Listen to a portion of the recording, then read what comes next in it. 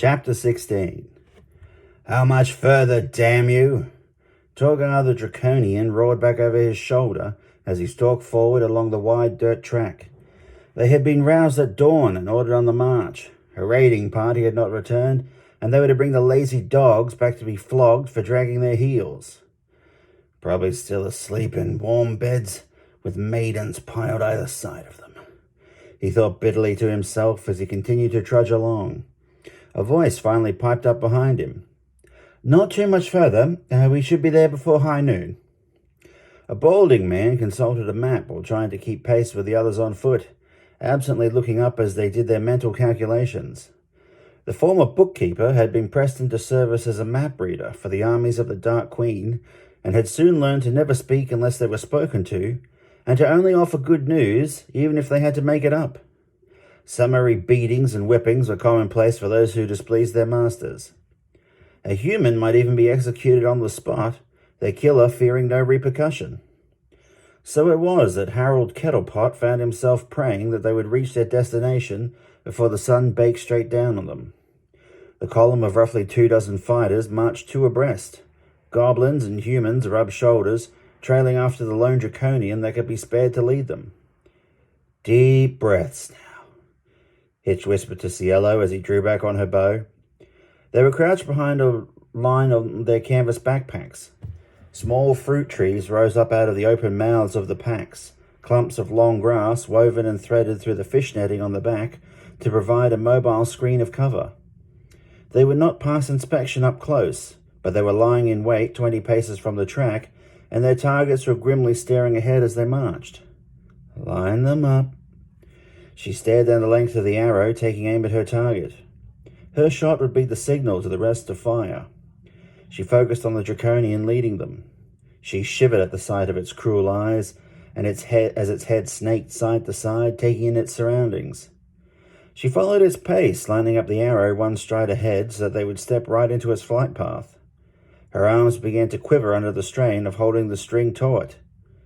Loose, Hitch commanded. Her fingers popped apart as the arrow leapt forward, slicing through the air. The draconian had stopped just as Hitch had given the order, the humans behind him not noticing until one of them crashed straight into their back, almost bowling them over as another dodged around the side to place themselves unwittingly between the draconian and the ambush. Thunk! The arrow punched through the side of the human's head, bursting out the other side in a spray of gore and brain matter. Like cutting a puppet's strings, the human dropped instantly, falling limply to the hard-packed dirt. Torgar turned, ready to batter the offending human that had run into him to the ground, when he felt the hot spray of blood across his face. For a moment the pair stood stunned, looking at each other, before a volley of arrows cut through the air into their ranks. Shafts sunk into exposed thighs, calves, and shoulders. Goblin and human alike dropped to the ground, screaming as they clutched at their wounds. Ambush! Torgar roared as he reached to his side with practiced ease, his arm coming up in an instant to brandish his saw-tooth axe. Those still standing in the column quickly formed up to face the new threat, locking together their assortment of shields. Harold ran in a blind panic along the line of soldiers, his hands waving above his head until he was plucked off his feet by Torgar, who hefted him onto his shoulder, the poor human's legs and ample rump now acting as an improvised shield. He took off at a run at the line of humans. They reached for their arrows to make their follow-up shots before they saw the terrifying beast bolting towards them and lost their nerve. They fumbled their bows, arrows unable to find their nocks. He covered the ground quickly, his feet pumping as his breath hissed between his fangs. Ah! Harold cried out in agony as an arrow sunk deep into the meat of his rear end. Before he could comprehend what was going on, he found himself flying through the air, before crashing into someone and falling into a heap. Torgar was onto his next opponent an instant later, as he cut an X across his opponent with two wicked slashes that ripped chunks of flesh from their shoulders and chest, blood spurting as they fell screaming, desperately clutching at their wounds. Kicking them viciously over onto their back, the Dragonian took off running past a line of ambushes. The surviving humans and goblins were hot on his heels, teeth bared, and curses screamed as they ran. Throwing down their bows, the farmers took up their spears and swords, sprinting into the fray. Steel rang and sunk into flesh on both sides as they hacked and slashed at one another. Hitch caught a sword on the underside of his axe head before pulling the blade out of his opponent's hand.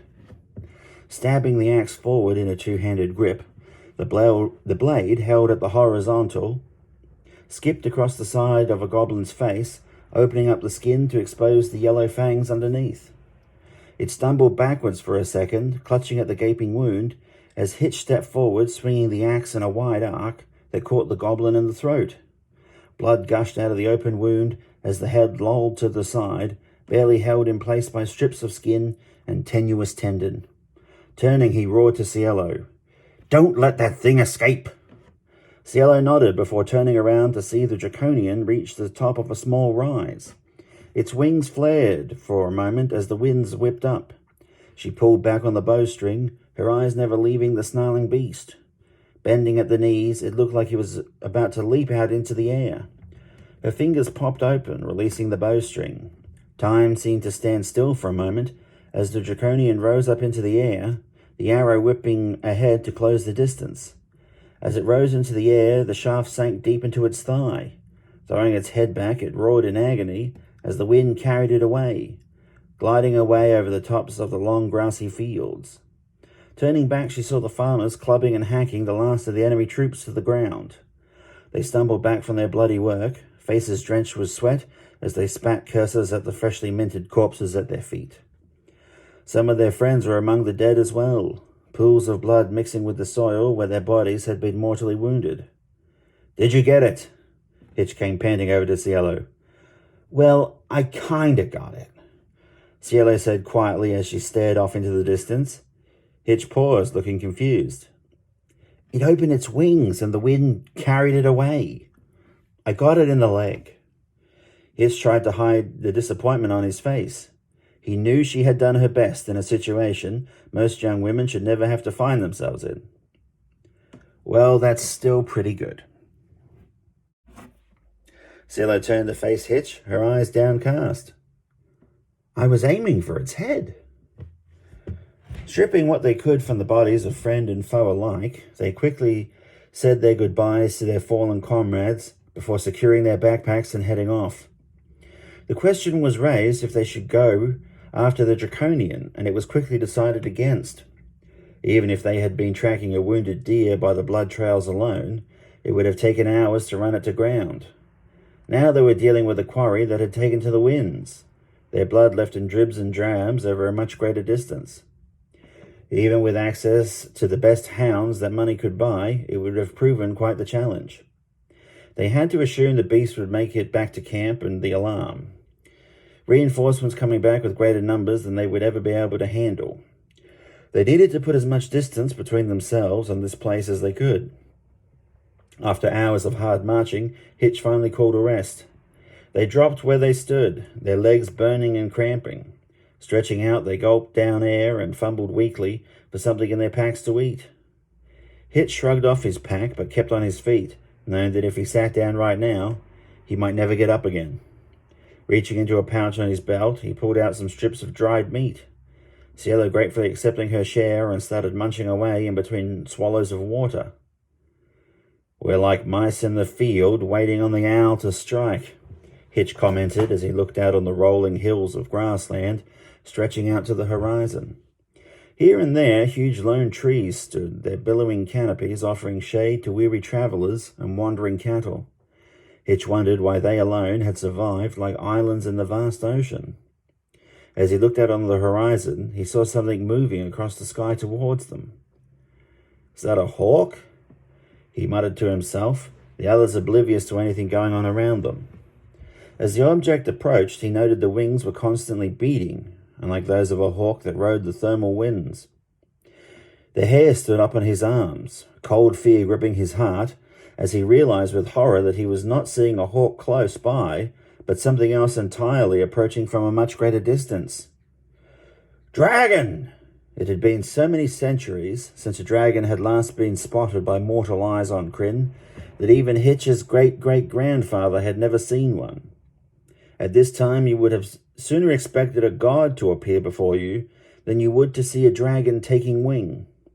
Hitch's library had contained volumes that spoke of the Third Dragon War, of the defeat of Takesis, and the banishment of the dragons from the lands of men never to return.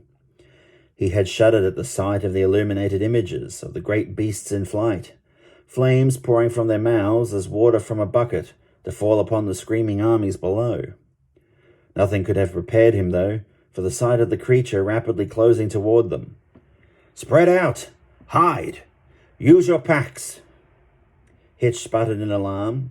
Everyone snapped up into a seated position to look at the dwarf. They shifted their gaze to where his outstretched hand was pointing before they erupted in a riot of panic.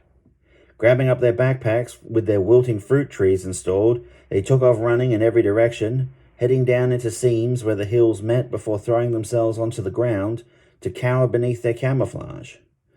Others headed straight for the nearest tall tree, scrabbling up the trunk into the branches. Hitch frantically looked around for Cielo, spotting Turf pulling her up into the cover of the foliage. The last time Hitch had climbed a tree, he had still been a boy, and he wasn't about to try and find out if he still had the ability to do so now. Taking off at a run, he moved away from everyone else, up onto the top of a hill. Finding the soil to be soft and loose, he started scooping out huge clumps of dirt with his hands, throwing them between his legs like a dog getting ready to bury a prized bone. Every few scoops, he'd look up and see the dragon becoming larger and larger as it approached. "How much bigger could that thing get?" he asked no one as he scooped faster and faster. Cielo and Turf climbed high into the branches, peeking through the leaves at the approaching beast. They shivered as they gripped onto the branches, their arms and legs wrapping around them tightly. "By rear rocks, I'm as dirty as a gully dwarf," Hitch mused as he flung the last of the dirt out of his improvised burrow. It was hardly an apt comparison, as gully dwarfs were famous for avoiding baths, as though they were operating under the misconception that soapy water and acid were interchangeable terms. Diving into the burrow, he pulled his backpack down on in beside him, leaving only a few inches between the ground and the top of the fruit tree to peer out. His old dwarven instincts to tunnel into the earth kicking in, Hitch felt an immediate sense of relief. In his mind, there was no way he would be spotted now. If only he could say the same for his traveling companions. Huge leathery wings beat directly overhead as the dragon circled, its silhouette cast as a great black shadow on the waving grass below. Everybody tensed. Closing their eyes, they kept their heads bowed, afraid to look up in case the dragon sensed it was being watched and turned its terrible gaze to meet theirs. The silhouette seemed to pause in one spot, the beating of the wings growing louder and louder as the dragon lowered down for a landing. The very earth shook as the dragon tucked in its wings and dropped the last few feet to the ground. A figure was perched on the dragon's back, sitting up straight in an oversized saddle. It swung one leg over the dragon's back, sliding down its side to drop to the ground with practiced ease. From his vantage point, Hitch could see the dragon's scales were a brilliant red, like an exotic Ergothian bird. Its head snaked from side to side, the eyes closed as it stretched out its muscles before the eyelids popped open to reveal huge blue saucers. Tucked in the relative safety of his burrow, Hitch still felt his bowels loosen as fear gripped him like he had never known on 100 battlefields from his adventures as a youth. Here before him was a creature of myth and legend, so terrifying that only the mightiest of heroes, wielding the greatest of weapons ever forged, had finally been able to defeat them. And here was one alive and breathing before him in all of its horrifying majesty. Taller than a 2-story home and 4 times as long, he could not wrap his mind around the sheer scale of the creature that had appeared before them. The rider arched their back, placing their hands on the hips, before letting out a loud groan of satisfaction. They were dressed in black leggings and tunic. Golden van braces were clamped onto their forearms. A heavy wide-bladed sword swung from their belt in a well-oiled scabbard. Moving along the side of the red dragon, they patted its flanks before starting to walk up the hill to the large tree where Cielo and Turf were hiding. "Oh no, Cielo." Hitch whispered to himself as he realized the pair might be spotted at any moment. Dragon or rider had only to look up and they might spot them clinging to the branches above, like grilled meat on a stick that seemed to be sold by vendors at every town across Krynn.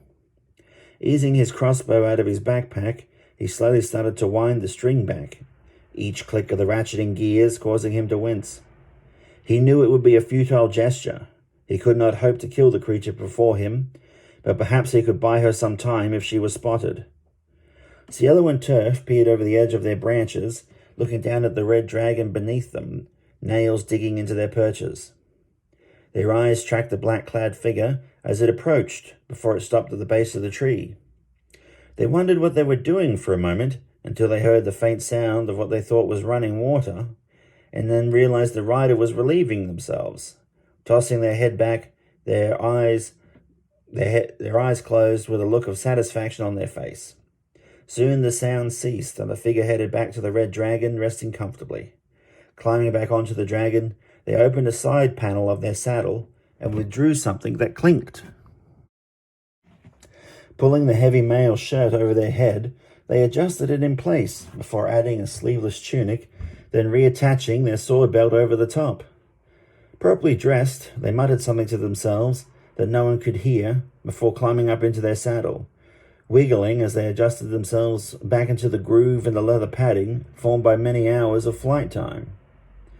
Gripping the reins in their hands, they shouted a word of command. The red dragon rose onto its hind legs, stretching out its huge wings before raising them up to point at the sky.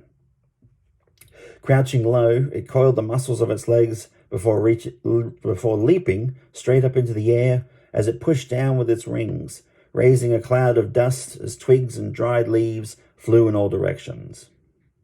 Wings rapidly beating, the red dragon rose higher and higher into the air until it bowed its head and started moving forwards. Everyone lay frozen as the beating of those wings grew fainter and fainter as dragon and rider continued on their journey. Everyone started coming out of their hiding places, Cielo and Turf swinging down from the tree.